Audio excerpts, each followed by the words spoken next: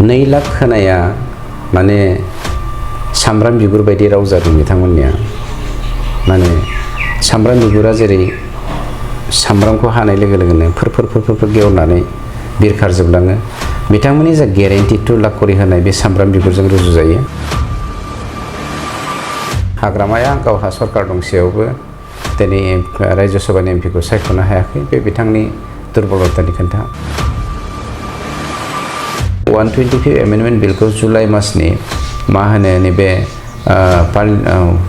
सामार पार्लियामेन्ट सेसनाव बे जे पास जागोन बे 100% कनफार्म, जायनि जाहोनाव हाग्रामानो हम मिनिस्ट्रि आरो प्राइम मिनिस्टारनि अफिसनिफ्राय डाइरेक्टलि बिथोन हरदों, नोंथाङा 4 मासनि थाखायल' बाजेट खालाम होननानै। जाय बे बाजेटआ आप टु दा जुलाइ मान्थ अनलि। नैबे जोंनि 19 नं सिडली चिरां बियाबाव मडार्न जुगनि जा जोहोलावजोफोर, बिसोरनि साननाय हनाया प्रमद बर' बिथांनि सानस्रिजों गोरोबोखाय माने टु एडभान्स मटिभजों दावगानायखौ मोनदांनो हानायखाय इउपिपिएल दोलोखौ सापर्ट खालामनानै गोदान मोनसे बिथिंजों आवगायनायनि सिमां नुदों आरो सुजुदों, जायनि जाहोनाव बिथांमोना सापर्ट फैदों। बेखौनो गिनानै मैया फानिराम बिथांनि दैदेननाय बा गावनो केन्डिडेट बिथाङा माने गभर्नमेन्ट मोनसे प्रग्राम बानायनानै बिथाङा मैया बेंटलावहाय जेरावहाय बेंटला आंनि माने गावनि प्राइमारि, बे प्राइमारिनि गेजेराव मोनसे गाज्रि आबहावा सृष्टि खालामनो थाखाय फैदोंमोन, इम्पेक्ट खोख्लैनो थाखाय, किन्तु नेगेटिभ जादों। बिथाङा पुलिसजों होखारजादों मैया। जेरावहाय 17 बोसोराव असान्तिनि बिफांखौ बिथांमोना गायदोंमोन, गावजों गाव बिदा फंबायनि गेजेराव दाङाबाजि जानायखौ बिथांमोना गायदोंमोन, जातिजों जाति दाङाबाजि जालायनाय थैनि बाना बोहैनायखौ बिथांमोना बे बिफांखौ गायदोंमोन। एखे बिफांखौ दिनै बिथांमोना बिनि फिथाइखौ मोननो हादों। बिसायख'थियाव बाहागो लानायाव इउपिपिएल दोलोनि आफादगिरि प्रमद बर'नि जा बाहागो लानाय, बेजों जोंनि आथिखालनि बिपिएफआ जा बिजाथिफोर होदों बेजों सोमोन्दो गैया बा रुजुजाया। बे 100% रोखा जे बिथांनि बिबोनां थाबाय, बिथांनि बिसि थाबाय, गाव थाबाय, आरो बिबोनाङाबो हयथ' पिएनबिनिफ्राय सिलेक्सन जानायमोनबा बे एमएलए गेलेबावगौमोन। दा फानिराम थांनायनि उनाव बिनि बिमाय चन्दन ब्रह्मआ फैगोन, रिहन दैमारि थांनायनि उनाव बिनि फिसाज्ला दैमारिमोन बियो फैगोन। बेफोरखौ नायोब्ला बिथांमोननि जा राजखान्थि उद्देश्य बियो फेमिलि एफेयार्सजों हाबनानै दङ, बेखौ जों नुनो हायो।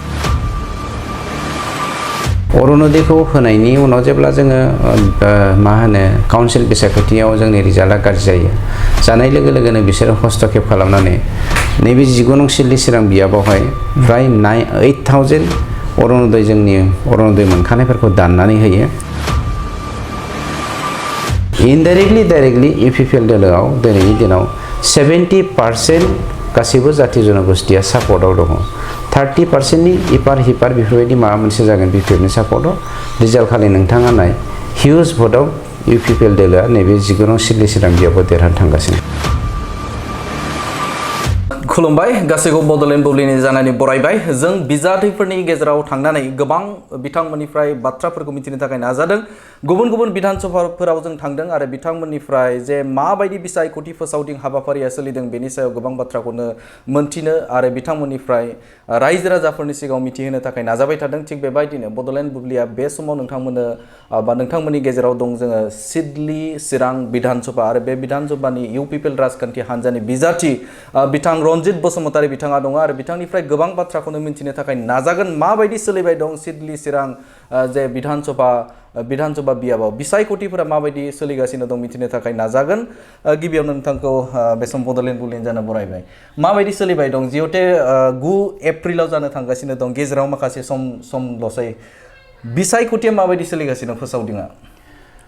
गिबियाव बड'लेण्ड बुब्लिनि साफ्रोमबो सोद्रोमाफोरनिसिम रंजालि बैसागुनि हामलायथि जासिहरग्रोबाय आरो सान्थि, अनलायनाय आरो गाहाम गुफुं देहा लोगोसे थार गोसोजों हारि सिबिनायाव नोंथांमोना जेब्लायबो खामानि मावलांनो हाथों, बेखौ बारदै सिख्लाया आशीर्बाद होथों, आं हामलायथि थाबाय। नैथियाव दुलाराय बिटिसि बासिनि साखाथिसिम आंनिसिम गुरै हामलायथि, जेन रंजालि बैसागुआ मोनसे धोरोमनि फोरबो नङा, बेयो माहारियारि फोरबो हिसाबै बयजोंबो गनायजाथों आरो अनलायनाय खौसेथिखौ लाबोनो हाथों बिसायख'थि होनोब्ला दा जा सोलिदों दुं दुं हाव हाव बिसायख'थिनि थासारि बियो थारैनो मोनसे बिराद गोजौ थाखोनि बिसायख'थि देग्लायनि बिसायख'थिया मानो होनोब्ला आं गुबुन 15टा समस्तिनि बाथ्राखौ बुङा नैबे जोंनि 19 नं सिडली चिरां बियाबनि गेजेराव मोनबेसे गामि दं मोनबेसे सुबा दं बेखौ जों गासैबो कमप्लिटलि मिटिं खालामनानै फोजोबबाय गुबुन गुबुन आं मिथिया गुबुन गुबुन माबानि राजनैतिक हान्जानि दैदेनगिरिफ्रा बे बेलायाव बेसेबां नलेज दङ नाथाय मोनसे खोन्थाया सैथो जे जोंनियाव स्पष्ट मोनसे रिपर्ट फैनानै दंफैयो जे बे सिडली चिरां बियाबाव गासै 1365टा सुब्बा दङ आरो बेनिनो गासैबो सुब्बायाव जोंनि मिटिङा सेकेन्ड फेजआव जोब्बाय जों फार्स्ट फेज सेकेन्ड फेज बिदि खालामदों थार्ड फेजआव जों हाबबाय सेकेन्ड फेजनि जा जोंनि 1365टा सुब्बा बे मिटिंखौ फोजोबनायजों लोगोसे जोङो गैया होनबाबो गासै लिडारफोरा रानलायनायनि गेजेरजों 150टासो मिटिंखौ जों बानायबावबाय अर्थात बेखौ नायोबा जों 1500सिमनिख्रुइबो बांसिन मिटिंखौ इनक्लुडिं सुब्बा एन्ड बेलेग बेलेग जथुमा जों फोजोबनो हाबाय दा 19 नं सिडली चिरां बियाबनि गेजेरजों जों बे बाथ्राखौ स्पष्ट जे BPFनि जा केम्पेनिं बे केम्पेनिंखौ जोङो बे 1500टा मिटिं खालामनायाव जों मोननो हायाखै लोगो मोनाखै मोनफा मोननै बिदि लोगो मोनदों बाखि UPPL दोलोखौ गासै जाति जनगोष्ठिया वेलकाम बानायदों बे जोंनि थाखाय मोनसे ग्रीन सिगनेल जिहेतु नुनो मोनदों बेवहाय नोंथांजों जुजिनो थाखाय बा एनडिएनि बिजाथि बिथां पानिराम ब्रह्म बे पानिराम ब्रह्मआ आथिखालाव बिटिसिनि EM आरो EM थासेयावबो बिथाङा बिजाथि बे समाव गसंदों नोंथांजों जुजिनो थाखाय बे समाव मिथिनो थाखाय नाजागोन आं बिटिसिनि जिखिनि फान्ड होयो बा बिनि जिखिनि बेवहाय रायजो राजाफोरनि थाखाय खामानि मावनो थाखाय जिखिनि मोनो दा बेनि अनगायै नैबे जुदि आसाम आयेन आफादाव बा सासे आयेन आफादनि सासे जुदि बिथाङा MLA जायोब्ला बेजों तुलनाया माबायदि जागोन बायदि ओरैनो राजखान्थि महरै जोङो जुदि बिसायख'थि नायोब्ला काउन्सिलनि बिसायख'थि आरो स्टेट लेजिस्लेटिभ एसेम्बलि बिसायख'थिनि गेजेराव गोबां फारागथि दङ बा तफात दङ जों मोनसे बाथ्राखौ स्पष्ट जे UPPL दोलोनि बेरेखायै केन्डिडेट होनो थाखाय बिजाथि होनो थाखाय BPF दोलोनि गेजेराव मानसि उपयुक्त मानसि गैयामोन जायनि जाहोनाव सिडलीयाव जायनि जाहोनाव बिथांमोना पानिराम ब्रह्म बिथांखौ BPF दोलोनिफ्राय बिजाथि होदों NDAनि सासे रिप्रेजेन्टेटिभ हिसाबै एनिवे जायखियानो फैयाथों बे जोंनि थाखाय इसु नङा मानोना डेम'क्रेसियाव गणतान्त्रिक भाबै डेम'क्रेटिकेलि बयबो बिजाथि महरै राजखान्थियाव बाहागो लानो हायो बा बिसायख'थियाव बाहागो लानो हायो बे बाहागो लानो गोनां बायदि नियम बायदियै पार्टिनि अस्तित्वखौ लाखिनो थाखाय BPFआ पानिराम ब्रह्मखौ बिजाथि हिसाबै होदों बे गेदेर इसु नङा जिहेतु बाथ्राखौ बुंनो नागिरो जे बिथां प्रमद बर' नोंथांमोननि आफादगिरि बिथांखौ बाथ्रा बुङो बिथाङा सासे MCLAबो बिथाङा सासे MPबो आरो आथिखालाव बिथाङा MLA जाहैनो नागिरदों आरो जुदि नांबावगौबा आरोबाव बिथाङा जुदि फिसा पद दंबावो बेखौबो बिथाङा लागोन होननानै बाथ्राखौ बुंथिदों बेराफारसेथिं बे समाव बिथांमोनाबो नोंथांमोननि जायगायावनो जायबा पानिराम ब्रह्म बिथाङा सासे EM दा MLA गेलेनो थांगासिनो दं बेराफारसेथिं आथिखालनि डिपुटि CM बिथां रिहन दैमारि बे रिहन दैमारियाबो बिथाङा CM नाथाय बे समाव बिथाङाबो MLA बिसायख'थि गेलेदों मा फारागथि थाखो बेवहाय मा फोरमायगोन बे समाव बिसायख'थियाव बाहागो लानायाव UPPL दोलोनि आफादगिरि प्रमद बर'नि जा बाहागो लानाय बेजों जोंनि आथिखालनि BPFआ जा बिजाथिफोर होदों बेजों सोमोन्दो गैया बा रुजु जाया मानो होनोब्ला रिहन दैमारियानो जा बा पानिराम ब्रह्म बिथाङानो जा बिथांमोन सानैनि होनाय इसु आरो जोंनि प्रमद बर' बिथांनो पार्टिया टिकेट होनायबो इसु बे आलादा मानो होनोब्ला BPFजों माबाजों मा होनो BJPजों बिसोर एलायन्स मोनसे पार्टनारशिपै BTCआव 15टा गेलेदों फारसेथिं जोंना नैबे माबायावहाय मा होनो बिधान सभायाव UPPL दोलो हिसाबै जोङो उदाङै गेलेदों जोंहा रावजोंबो सोमोन्दो गैया मोनसे बाथ्राया सैथो थोंजोङै जे जोंनि मानव गेदेर आफादगिरि बिथांखौ जोङो रायजो सभायाव दैखांहरनो हादों मानोना गुबुन गुबुन पार्टिया आसामनि गणतान्त्रिक जायफोर पलिटिकेल पार्टिफोर दङ बिथांमोना जोंनो सापर्ट होदों एक्सक्लुडिं BPF एन्ड BJP गतिके जों देरहानानै थांदों हाग्रामाया गावहा सरकार दंसेयावबो दिनै रायजो सभानि एमपिखौ सायख'नो हायाखै बे बिथांनि दुर्बलतानि खोथा खिन्थु दिनै बिथांमोना हेभिवेट जा केन्डिडेट हिसाबै जोंनि बारग' स्पिकार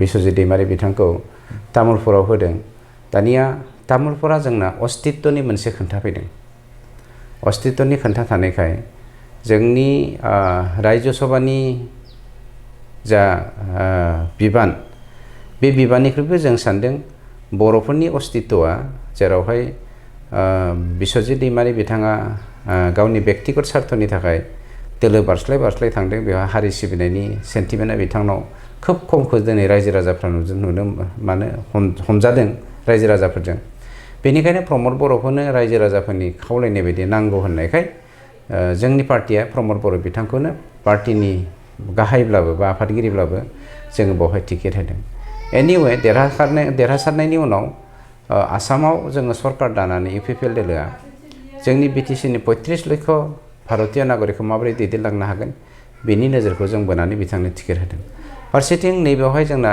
रिहन दैमारिनि जा टिकेट लानाय बिथांमोना गावसोरनि गेजेराव पावार सेलायलायनायनि गेजेरजों जर जबस्ति लालायनायनि खोन्था पानिराम ब्रह्म बिथांनि बेलाया एसे आलदा बिथांमोननियाव केन्डिडेट मोननो गैयामोन दा जोंनिफ्राय साफा सानै जायफ्रा फलान लुबैसोला बिथांमोना थांदों खिन्थु टिकेट डिक्लारेशननि उनावसो थांदों बा फाइनेल जानायनि उनाव बा जाहां अबस्थायाव जेरै जोंना चन्दन बिथां थाबाय चन्दन ब्रह्म आदा चन्दन ब्रह्म आदा खाम्फा थाबाय मावथि बिथां थाबाय आरो नै दा सावरायग्रा थांदों बेफोर आलादा इस्यु गतिके दिनैनि दिनाव मोनसे बाथ्राया स्पष्ट जे UPPL दोलोआव जोंहा कुनु राजनैतिक भाबे न'खरजों सोमोन्दो गोनां जों राजखान्थि गेलेयाखै जायखौ दिनै रिहन दैमारिया गाव बायसान्स MLA जाना थाङोबा फिसालानो NCLA बिबानखौ होलांगोन होननानै रिउमार जादों बेफोरबायदिनो नैबेवहाय पानिरामा देरहायोब्ला बेनि बिमाय चन्दन ब्रह्मखौ MCLA होनायनि थाखाय समाल'सना जादों बेफोरबायदि जादों खिन्थु जोंनि UPPL दोलोआव प्रमद बर' बिथां देरहालांनायनि उनाव बिथांनि अनजालि बिसिनि बाथ्रा फैयाखै बिथांनि बिबनायमोननि बाथ्रा फैयाखै बिथांनि न'खरनि सोद्रोमाफोरनि बाथ्रा फैयाखै जिहेतु न'खरारि राजनितिकआ बे समाव सोलिदों नामा हाग्रामा महिलारि बिथांनियाव बे 100% रोखा जे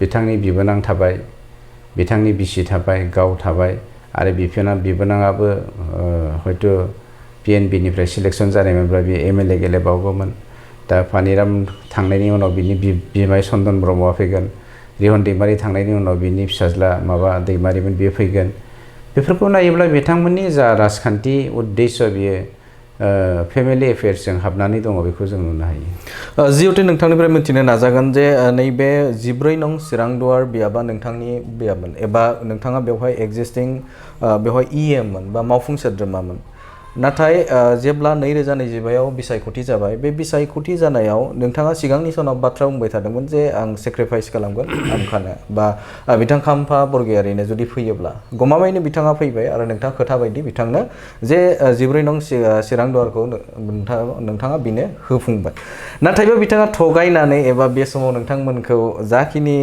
बाथ्रा बुंदोंमोन बा बिथाङा हाबनानै देरहासारबाय बेनि उनाव बिथाङा नागारनानै थांबाय बेराफारसेथिं जों नुबावदों बेवहाय नोंथांमोननिनो बा चिरां जिल्लानिनो नैबे चन्दन ब्रह्म बिथाङा थांबाय मावथि ब्रह्म हाजोआरि बिथाङा थांबाय आरो बेनि अनगायैबो सावरायग्रा बिथाङा बेनिफ्राय थांबाय माबायदि जागोन बे समाव जुजिनाया 14 नं चिरांदुवार माने जोंनि जा काउन्सिल कन्स्टिटुएन्सिनि बाथ्रा बुंदों बे बियाबावहाय आङो खाम्फानो हगारनाया कमप्लिटलि मोनसे माहारियारि इस्यु माहारियारि इस्युखौ लानानैनो बर' हारिखौ खौसे जानायनि थांखिजोंनो बिथांखौ होनाय जादों दा बिथाङा दोलो नागारनानै थांबाय बिथांनि माबाफोरखौ नायोब्ला बिथांनि जा एक्टिभिटिसफोरखौ नायोब्ला मा जागोन मा जाया मा मावदों मा मावाखै बेखौ रायजो राजाफ्रा बिजिरसिगोन। आं बेवहाय डिबेट खालामनो गोसो गैया बा आं बे माबायावहाय समाल'सना खालामनो गोसो गैया। बे गावनि पार्सनेल इसु। हारिनि गासैबो दैदेनगिरिफ्रा मेलेमजिबिफ्रा बेखौ बिजिरगोन। खिन्थु आंल' दिनै सेक्रिफाइस खालामदों इउपिपिएलल' बे नङा। जोंनि मट'आनो जादों सान्थि खौसेथि आरो गोरोबलायनाय। गतिके खौसेथिनि बाथ्राखौ लानानैसो जोङो सेक्रिफाइस खालामदोंमोन आरो गोरोबलायनायनि बाथ्राखौ लानानैसो जोङो मा होनदोंमोन दिनै सेक्रिफाइसखौ खालामदों। आंनि उनाव दिनै जोंनि साब्रै एमएलए आरो सेक्रिफाइस खालामबावदों। जोङो जुदि नायोब्ला जोंना बिदा गेदेर गबिन्द बसुमतारी बिथाङा दिनै गावनि एमएलए सिटखौ सेक्रिफाइस खालामनानै जोंनि आबसुनिफ्राय बारग'बोनाय बारग' आफादगिरि दिनैनि केन्डिडेट जोंनि इउपिपिएलनि दिपेन बर' बिथांनो सेक्रिफाइस खालामदों। हरैजाय जोंना प्रमद बर' बिथांनि जायगायाव जा आगोल एक्जिस्टिं दङमोन जलेन दैमारि बिथाङा सेक्रिफाइस खालामदों। फारसेथिं सेक्रिफाइस खालामबावदों इउजि ब्रह्म सारा, जाय बिथाङा सेक्रिफाइस खालामदों जोंनि बाक्सा कनस्टिटुयेन्सिखौ। बावहाय फैबाय जोंनाव जिरन बसुमतारी बिथाङा सेक्रिफाइस खालामबाय जोंना एटन्डानो। गतिके जोंनि इउपिपिएलनि जा दैदेनगिरिफोर बेनि महानताखौ नायोब्ला बर' हारिनि खौसेथिनि थाखाय बा इयुन दानायनि थाखाय बर'फोरनि गेरेमसा हारि दानायनि जा सानस्रि बे सानस्रिखौ फल' खालामनो जों सेक्रिफाइससो खालामनो हायो बे दिनै रोखा जानानै फैदों। जिहेतु जों नुनो मोन्दोंमोन थांनाय समाव 2022 बिटिसि बिसायख'थि जाबाय। बे बिटिसि बिसायख'थियाव नोंथांमोना पावाराव दंमोन। पावाराव थानानै नोंथांमोना जोबोदनो मोनसे जुजिदोंमोन। नाथायबा पावाराव गैयालासिनो हाग्रामा महिलारि बिथाङा 28टा मासि मोननो हादोंमोन। नोंथांमोना आथिखालाव पावाराव गैया। बे समाव बिधान सभाखौ जुजिनो थाखाय हारसिंनो जुजिदों। माबायदि जागोन बे समाव? दाखालिनि जा 2025नि इलेक्सन, बे 2025नि इलेक्सना टटेलि मोनसे फान्दोआव खोख्लैनानै मोनसे हारिखौ माबोरै फोजोबस्रांनो हागोन बे मटिभजों खामानि मावदोंमोन माखासे सकल इन्टेलेक्सुवेला बायजोनि इन्टेलेक्सुवेलफ्रा। मानो होनोब्ला जोंनि बिथां आफादगिरि प्रमद बर' बिथांनि दैदेननायाव 26टा जाति जनगोष्ठीखौ लानानै गेरेमसा हारि दानायल' नङा, बे 26टा जाति जनगोष्ठीखौ बर'जों लोगोसे माबोरै आखाइ हमनानै गोजौ थाखोआव लांनो हागोन, अनलायनायखौ पार्मानेन्टलि माबोरै जों बेवहाय गायसननो हागोन बे थांखिजों जोङो खामानि मावदोंमोन। जायखौ गुबुन जायगानि मानसिफ्रा मेगन सादों आरो बेफोरबायदि हालोदै थांबाय थायोब्ला स्पष्ट खोन्था ओरैनो गभर्नमेन्ट अफ इन्डियाहा मोनसे स्मल स्टेट क्रिएशन मोनसे पलिसि दंखायो। बेफोरबायदि इउनिटि पिस एन्ड हारमनिनि गेजेरजों प्रमद बर' बिथांनि दैदेननायाव बर'लेण्ड काउन्सिला थांबाय थायोब्ला अट'मेटिक बे स्टेट जागोन बेखौ गिनायनि गेजेरजों खैसार सानानै जोंखौ फेजेननायनि पलिसि लादोंमोन। सेकेन्ड पइन्टआ जादों जोंखौ जदिव जोङो बिजेपिजों फ्रि एलायन्स गैयामोन, पस्ट एलायन्सनि बाथ्राखौ जों बुंनो हाया। बिफोर इलेक्सन जोंहा फ्रि एलायन्सनि खुनु बाथ्रा जों सावरायाखैमोन। खिन्थु बिजेपिजों जोङो सरकार दानायनि जाहोनाव जोंखौ बिजेपिजों एलायन्स दं, इन्टारनेल एलायन्स दं नंनानै एन्टि बिजेपि धौ मोनसे फैनायनि गेजेरजों माइनरिटि सुबुंफोरा बिपिएफनो होनाय जादोंमोन। खिन्थु बिपिएफआ बिसोर गावसोर देरहानो हानाय रोखोमनि देरहायाखै। बिसोर गावसोर देरहानो हानाय रोखोमनि मावदों होनोब्ला 7टा 8टानि गेजेराव गावसोर मावदों। बाखिया ब्लाइन्डलि बिसोरो माखासे पलिसिनि गेजेरजों अल्टारनेटिभ वे गैयिनि थाखाय बिपिएफनो होनायसो। जिहेतु बिथांमोना 28टा मासि मोनखांनायनि उनावबो जे बे समाव बिथांमोना जे बिजेपिखौ लाफानानै बिथांमोना सरकार सालायबाय, थारैनो नोंथांमोनखौ गिदोंना ना बिथांमोना गोहो गैया? ओरैनो बिथांमोननि एलायन्सआ सर्बानन्द सन'वाल बिथाङा जेब्ला चिफ मिनिस्टार जादोंमोन बे समनिफ्रायनो एलायन्स दंखायोमोन। आरो बे एलायन्सखौ बिथांमोना उइथड्र खालामालासिनो दा एलायन्सखौ कन्टिनिउएसन खालामनो बे रोखा। खिन्थु मोनसे बाथ्रायाबो स्पष्ट, जेराव ब्लाइन्डलि बिथांमोना देरहादों 28टाखौ, गतिके माखासे गावसिनि जा पलिसिफोर बे पलिसिफोरखौ पार्मानेन्टलि गोहोम दिदोमथि मोनसे लाबोनायनि थांखिजों बिथांमोना बिजेपिजों एलायन्स खालामदों। आरो बिथांमोननि जा एक्सप'ज अफ वर्क माने मावनायनि एक्सप'ज खालामनाय बेखौ नायोब्ला जोङो हमदांनो हायो जे बिथांमोननि जा 17 इयार्सनि जा मावबिथांखि बे मावबिथांखिफोरनि केरेक्टारा नैबे मास मोनब्रैनि गेजेराव रोखा जादों। मानो होनोब्ला मोनसे बर' बाथ्रा फाव दङ, जुदि नोंथाङा दुम्रु बिफां गायदोंबा दुम्रु बिफांनि फिथाइखौ मोनजागोन, आपेल बिफां गायदोंबा आपेल बिफांनि फिथाइखौ मोनजागोन, खानथ'ख्रा बिफां गायदोंबा खानथ'ख्रा बिफांनि फिथाइखौ नोंथाङा मोननो हागोन। दानिया बिथांमोना जा बिफांखौ गायदोंमोन बे बिफांनि फिथाइखौ दिनै 17 बोसोरनि उनाव प्रमद बर' बिथांनि दैदेननायाव UPPL 5 बोसोर सरकार माबा खुंबाय, BTC नि सरकारखौ खुंबाय। अनादार 5 इयार्सनि उनाव 17 + 5 22 बे इयार्सनि उनाव BPF सासनाव फैनायनि उनाव बै 17 बोसोर समाव गायनाय बिफांखौ दिनै बिथांमोना फिथाइ मोनफैदों बा बे फिथाइखौ दिनै रायजो राजा जाहोदों। जेरावहाय 17 बोसोराव असान्तिनि बिफांखौ बिथांमोना गायदोंमोन, गावजों गाव बिदा फंबायनि गेजेराव दाङाबाजि जानायखौ बिथांमोना गायदोंमोन, जातिजों जाति दाङाबाजि जालायनाय थैनि बाना बोहैनायखौ बिथांमोना बे बिफांखौ गायदोंमोन।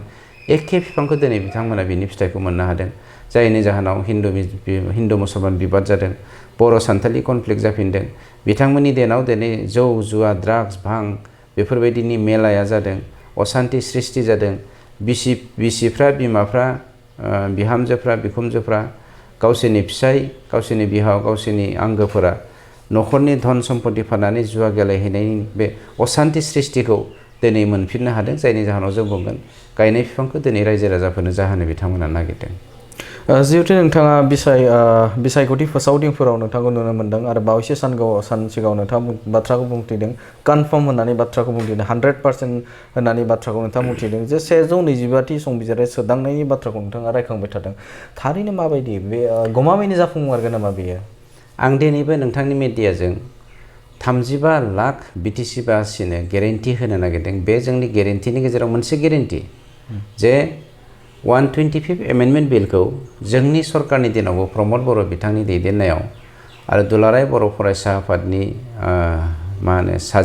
बिथांमोननि हेफाजाबजों जोङो गभर्नमेन्ट अफ इन्डिया बा हम मिनिस्ट्रिनिसिम जों प्रेसार होदोंमोन जे 125 एमेन्डमेन्ट बिलखौ पास खालामनायनि गेजेरजों थोंजोङै रांखान्थियारि सुबिदा लाबोनाय बा जोंनावहाय VCTCनि इलेक्सन जानाय, लोगोसे बेवहाय जोंना 2020 मायथाइनि 27 जानुवारि एकर्डनि जा एक्सटेनसन पलिसि, इनक्लुसन एक्सक्लुसन पलिसि गहपुरसिम जोङो जोंनि एकर्डनि थानाय बायदियै 60टा समस्तिनि 53 समस्तिखौ दाफामफिननानै माबोरै जोङो गोदान बिसायख'थि खालामनो हायो, बेफोर बे 125 एमेन्डमेन्ट बिलाव दङमोन। खिन्थु दुखुनांथाव बाथ्राया जादों 125 एमेन्डमेन्ट बिलखौ पास खालामनाय थांनायाव 10टा जोङो काउन्सिलखौ इनभल्भ खालामनो गोनां जायो। 10टानि गेजेराव 10टाया मोनब्रै स्टेटनि सिङाव हाबनानै दं, 3 आसामाव, 3 मेघालयआव, 3 मिज'रामाव, मोनसेया जादों त्रिपुरायाव।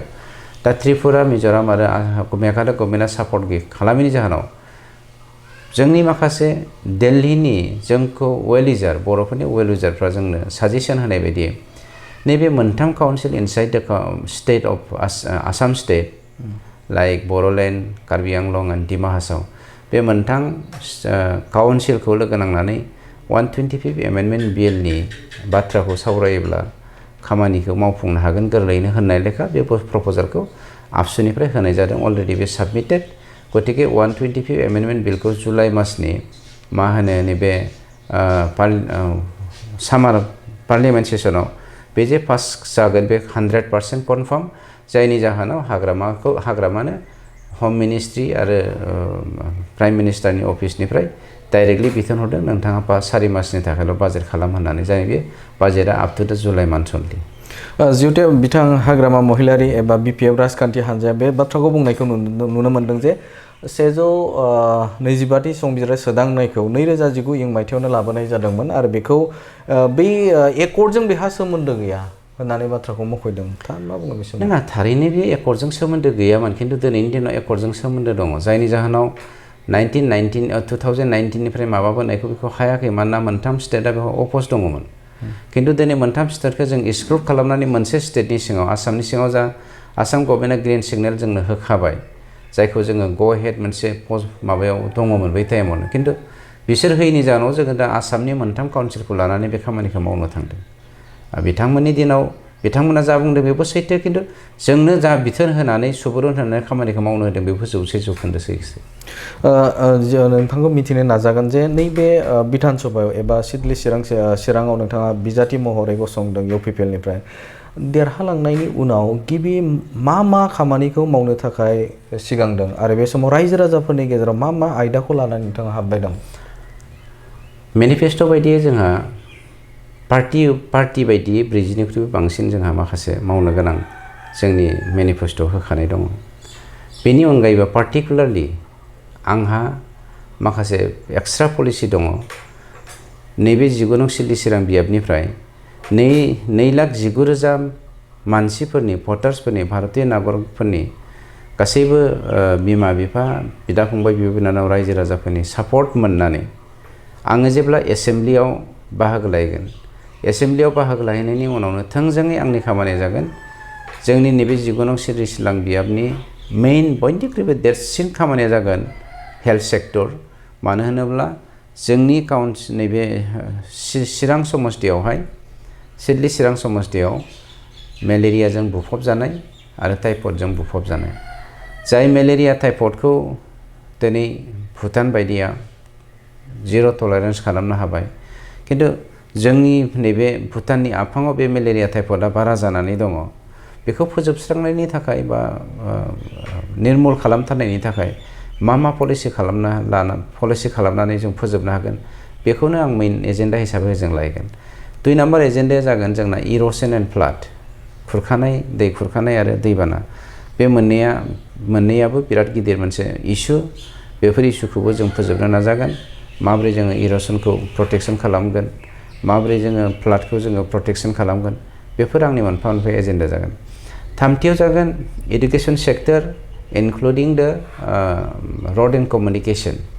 बे रड एन्ड कमिउनिकेसना जुदि मोजां नङाब्ला जोंनि बेफार फालांगि मावनानै जानाय जा सानस्रि माने रांखान्थि बिथिंखौ फोजौनायनि जा मिजिं सानस्रि बेयो खिन्थु जाफुंनाय नङा।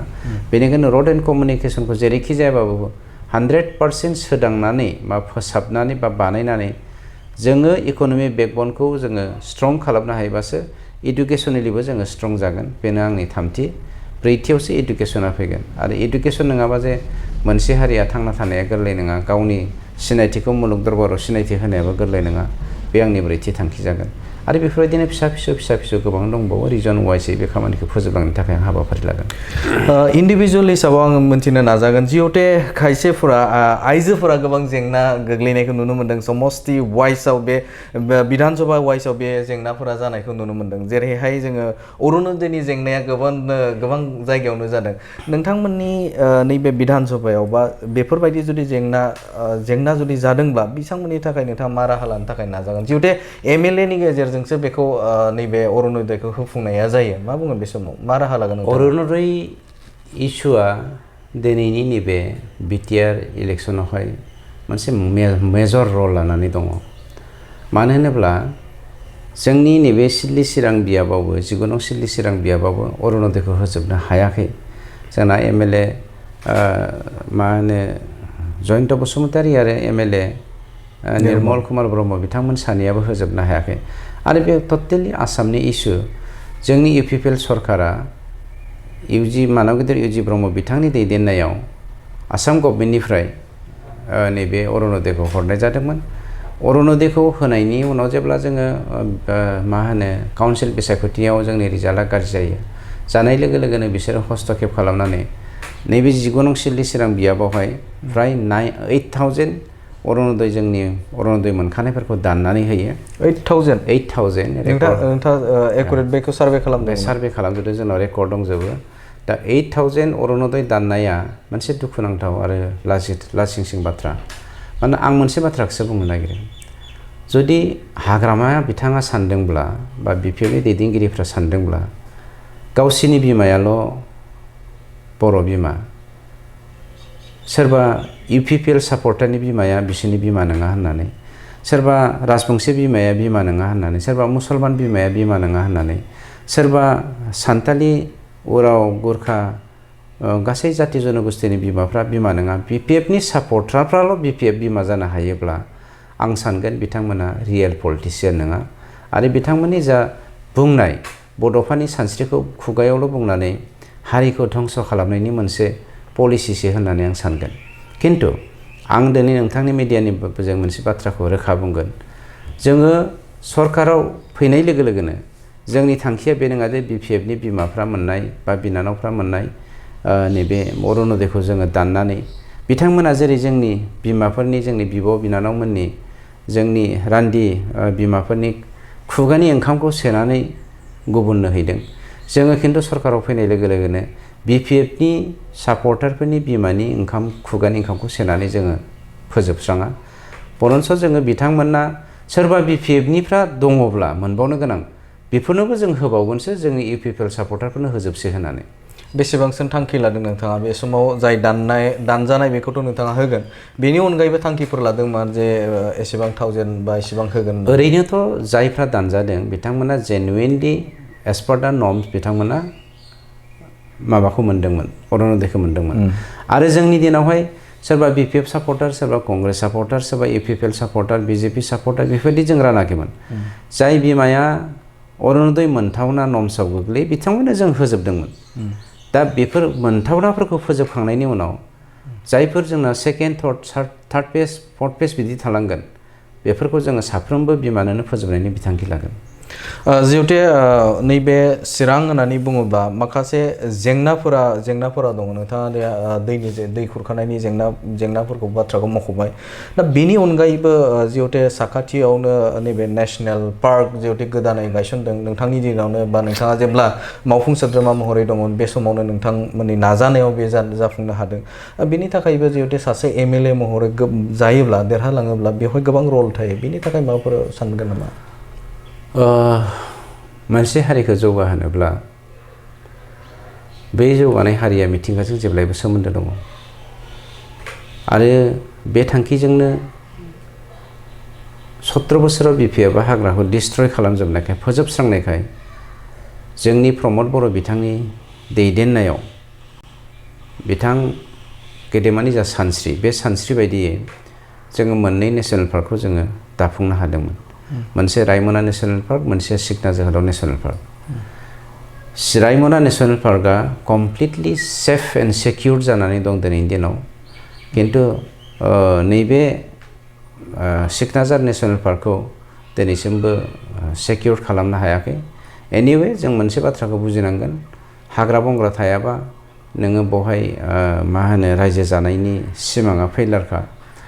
मानो होनोब्ला सोरबाया जुदि सानदोंब्ला हारसिंनो धनी जानानै गाव राजा जागोन, खिन्थु समाजानो जोबस्राङोब्ला, सुबुं माहारिया जिब माहारियानो जोबस्रांलांनो नागिरोब्ला, आं हारसिं थाखा फैसा धोन दौलत लानानै रायजो जानानै थानो नागिरनाया बेसेबांबा माने सोमोनांथाव सिमांनि मोनसे मा होनो सनानि जांख्ला दानानै सोरगोआव गाखोलांनाय बायदि मोनसे साननायसो जागोन। गतिके जोङो सोरनिबा एगेन्स्टै नङा, खिन्थु मिथिंगाखौ सेभ खालामनांगौआ जोंनि दायथ'। बेखौसो बे उद्देश्यजोंसो जों बाथ्राफोरखौ रायजोफोरखौ थुलुंगागोन आरो इनकारेज होनानै गावखौ दानायजों लोगोसे हाग्रा बंग्राखौ माबोरै सेभ खालामलांनांगौ, मिथिंगाजों सोमोन्दो माबोरै थानांगौ, जिब जुनारजों सोमोन्दो लाखिनानै जोङो माबोरै मा होनो समाजखौ दैदेनलांनांगौ बे खामानिखौ जों मावगोन। जिहेतु फेरेंगा होननानै बुङोबा रनजित बसुमतारी होनोब्ला BPFनि जोबोदनो मोनसे सुथुर। मानि थाखाय नोंथांखौ एसेबां बिदि बा नोंथांखौ बिसायख'थि जियानो गेलेथों, बेयो जों समाजारि बिजोङाव नुनो मोनो जे बिथांखौ फेजेनथारगोन, बिथांखौ जोङो बे बाराव गाख्लायथारगोन बायदि बायदिसिना बाथ्रा बुंनायखौ नुनो मोनो। थारमाने सैथो आरो असैथोखौ जोङो बिजिरनानै नायनांगोन। हाग्रामानि दा दोलो BPF दोलो, बे दोलोआव 99% जेब्लायबो असैथोजों थाङो। आरो UPPL दोलो होनोब्ला मेक्सिमामलि वी आर नट 100% माने पियर, जों बेखौ बुंनो नागिराखै। खिन्थु जों बेखौबो बुंनो नागिराखै जे जोङो मा होनो हिमालय हाजो बायदि जोंनि गोसोआ जानो लुबैयाखै। हिमालय हाजोनि बरफा जेरै जोंब्लावनाय, मोनसे हारिखौ बिदि जोंब्लाव होनो नागिरनाया जोंनि बिथांखि। बे जोंनि बर'फोरनि गेदेमाफोरनि सानस्रिजों माबा खालामनाय, जों संदाननाय मोनसे हाबाफारि। गतिके जोङो सैथोजों थांनायखाय असैथोजों थांनाय मानसिफ्रा जोंखौ बिराद गियो आरो बे गिनायनि थाखायनो दिनै टारगेट खालामो आरो खालामदोंबो गतिके बेफोरखौ जों गिया जों खेरखेराया मानोना जों जोंनि लामाजों थांबाय थागोन मोनसे बाथ्रा भाव दङ मैदेरा गावनि लामाजों थांबाय थागोन सैमाया सोंबाय थागोन सैमा सोंनायाव मैदेरा मालाबाबो खेरखेराखाया मैदेरनि थांखियानो जादों गावनि गन्तब्य स्थान गावनि थिनाय थावनिखौ मोनहैनायनि गतिके जोंनि बर'नि जा थिनाय थावनि बा थिनाय थांखि बिथांखि बे जादों गेरेमसा हारि दानाय बिदिनो जों थांबाय थागोन जिहेथु एनडिए एलायन्सजों नोंथांमोना गैला दा बे बिथिङाव गुबुन गुबुन हारिजों नैबे नोंथांमोननि बा नोंथांनि जे चिरां सिडली बिधान सभाया बे समाव बैफोर रायजो राजाफोरनि थाखाय एबा गुबुन गुबुन हारि माहारिसाफोरनि गेजेराव नोंथाङा थांबाय बिसायख'थि फोसावदों हैबाय बिथांमोननिफ्राय माबायदि हेफाजाब एबा मदद मोनदों नोंथाङा? भेरि भेरि पजिटिभ मानो होनोब्ला दिनैनि दिनाव आं दहायनो मोनसे बाथ्रा बुंदों माने मानसिफ्रा रिग्रेट जादों हाग्रामा देरहानायनि उनाव बे 5 बोसोराव दे मानबगेत्र प्रमद बर' बिथांनि दैदेननायाव गासैबो जाति जनगोष्ठीनो समान मर्यादा होदोंमोन अननाय होदोंमोन खौसेथि लाबोदोंमोन आरो बिनि गेजेरजों बिटिसिनि एजुकेशन सेक्टर हेल्थ सेक्टर गासैबो सेक्टरावनो जौगानायनि खामानिखौ मावदोंमोन बे बुस्थुखौ दिनै खोमानानै लानो थांगासिनो दङ बेखौ रिग्रेट जादों रियेलाइज जादों जायनि जाहोनाव आं नोंथांनो मोनसे बाथ्रा बुंगोन बिथांमोना दा माखासे दैदेनगिरिफ्रा गोनां जायोबा आं नाम लागोन साननैसो उनाव बिथांमोननि सिगिनायनि रेकर्डिं भइस रेकर्डिंआ जोंनाव दंजोबो जे बिथांमोननि जा लिडारफोर बे लिडारफ्रा डाइरेक्ट सोंखारिहरदों जे नोंथांमोना जुदिहे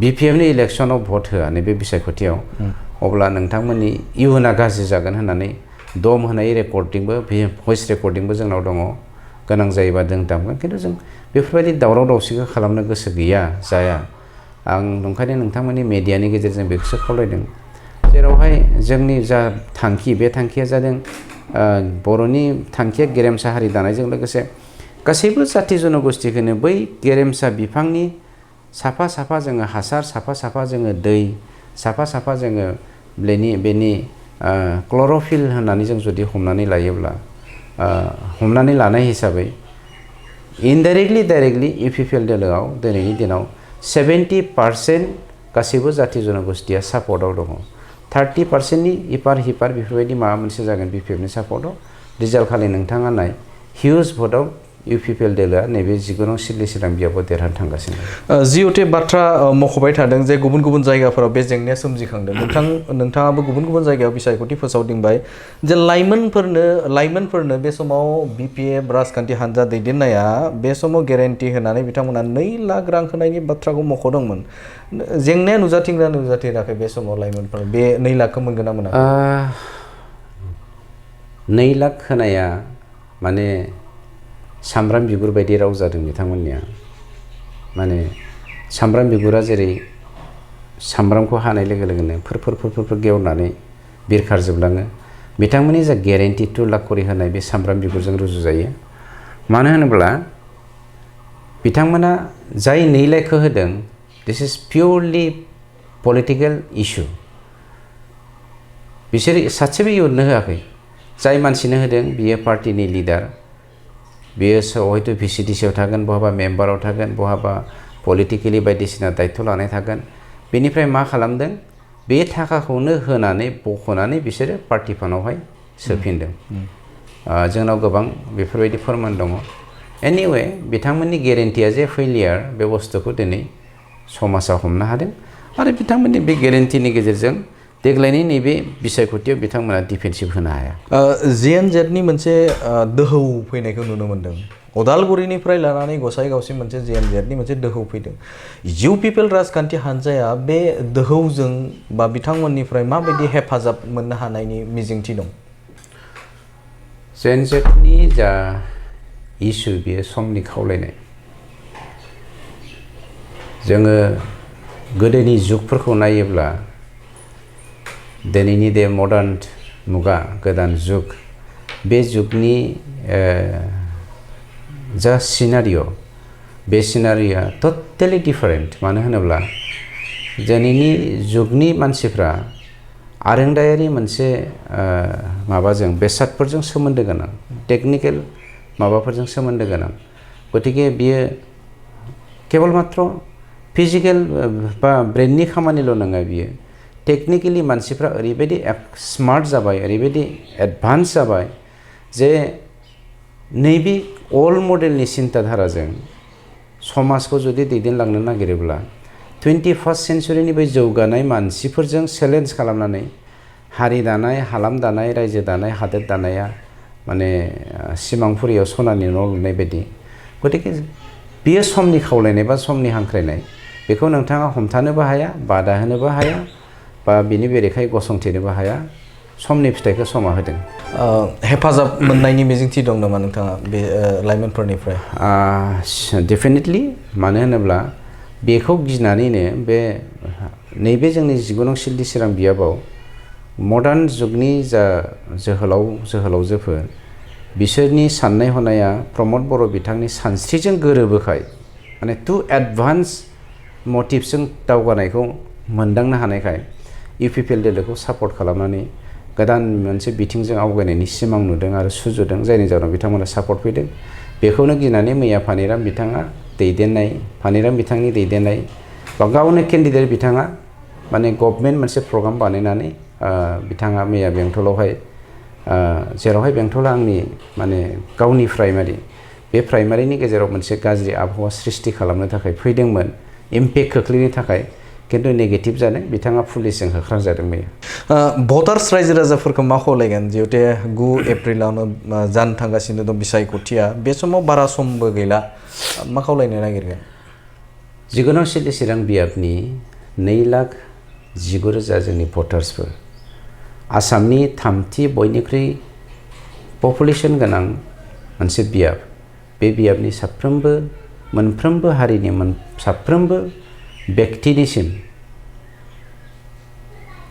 जोंनि इउपिपिएल दोलोनि बिजाथि महरै आं जेराव सायख'जाबाय आरो आं बेवहाय बिसायख'थि गेलेनो थांगासिनो दङ आरो बे मेसेजआ गामि मोनफ्रोमबो गामि सुबायावनो हाबजोबखाबाय आंनाव मोनसे गुरै खावलायनाय जोंनि रायजो राजाफ्रा गावनि फिसाखौ जेरै गाराङाव गाराङा ख ख होननानै फोरोङो थिग बेफोरबायदिनो रायजो राजानि फोरोंनाय आरो बिथोन बायदिनो देरहालांनायनि उनाव आं खामानिखौ मावगोन होनना प्रतिश्रुति होनायजों लोगोसे नोंथांमोननि मेडियाजों साफ्रोमबो माने पजिटिभलि माने गुबुन मुंसे बेरेखा मोनसे सिन्ताधारा लायालासेनो इउपिपिएल दोलोखौ ट्रेक्टरनि सुबियाव भट होनानै आंखौ देरहाहोनायजों लोगोसे 15थायाव 15था जों देरहालांनानै आसाम लेजिस्लेटिभ एसेम्ब्लिनि दिसपुर गभर्नमेन्टनि सनानि साबिखौ जोङो आखायाव लानानै इउपिपिएल दोलोआ बे आसाम गभर्नमेन्टनि सन्दुकखौ बे इउपिपिएल दोलोनि आखायाव थानाय सनानि सन्दुक माबा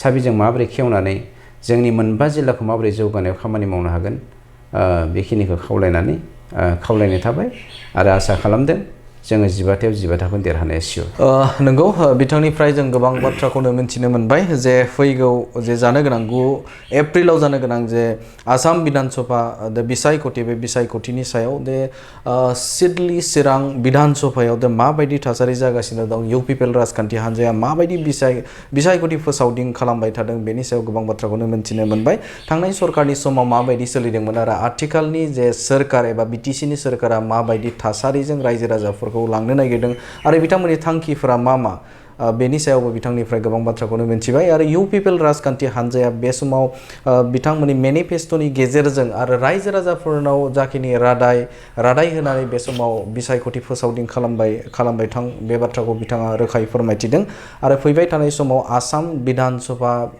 सभायाव बे समाव बिथांमोना रायजो राजाफोरनि जानानै सिडलीबासिनि जानानै गुबुन बिधान सभानि जानानै बिथांमोना जौगाथायनि थाखाय खामानि मावलांनो होनानै बिथाङा रादाय होनायखौ नुनो मोनदों जेएनजेडनि बाथ्रा ओंखारदों आरो बेनि सायावबो बिथाङा बाथ्रा बुंथिदों जे लाइमोनफोरा बिटिसिनि लाइमोनफोरा लोब ओंखारबोदों जे बिथांमोननि माखासे जे खामानिफोरखौ जाय मोनथावना बैफोरखौ मोनफुंनो हायैनि थाखाय गोबां लाइमोनफोरानो ओंखारबोदों होननानै बाथ्राखौ फोरमायथिदों बे समाव बेनि अनगायैबो बिथाङा आइजोफोरनि सायावबो बुंदों जाय अरुणोदय जेंनायाव गोग्लैदों एबा गुबुन जायगायाव बिटिसिनि आइजोफोरनि जे अरुणोदय दाननाय जे BPF राजखान्थि हान्जाया बिनि सायाव बाथ्राखौ फोरमायथिदों आरो फैबाय थानाय समाव जाखिनि दानजानाय अरुणोदय बेनि सायाव बिथांमोना होफुंनायनि रादायखौ होदों आरो गोदानैबो बे समाव अरुणोदय होनायनिबो बे समाव बिथांखि लानायखौ फोरमायथिदों बिथां सिडली चिरां विधानसभानि UPPLनि बिजाथि रन्जित बसुमतारी। नोंथांखौ बे समाव जोंनो